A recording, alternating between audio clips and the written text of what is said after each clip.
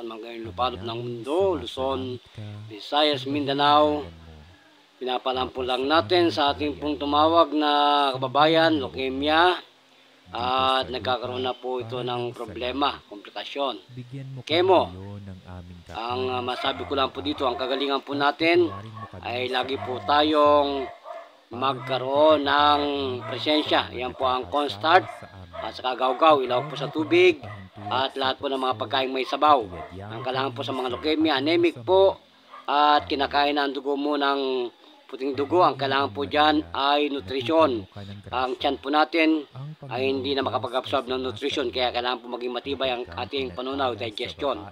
So yan po lamang ang ating masasabi, at ang ating pong orasyon na ibabahagi ngayong araw na to ay ang orasyon ng kagalingan po sa tubig.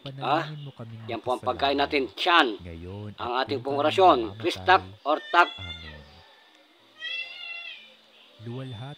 Aminatak, Hokmitak, at sa Espiritu Itak, Santo, Tuyaay, Milumiyat, Mokbi, ngayon at magpakailanman.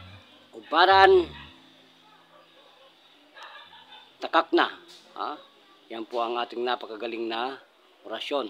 Orasyon po ng tubig yan. Yan po ang dasal na gagamitin natin.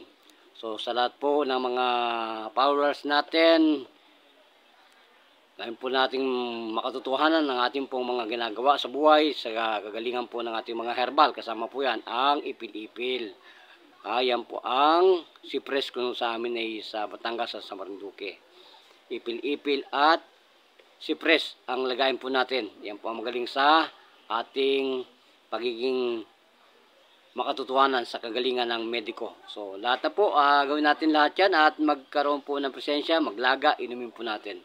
Araw gawin po yan, ipapatikim lang po, mga 40 ml lang po sa baso.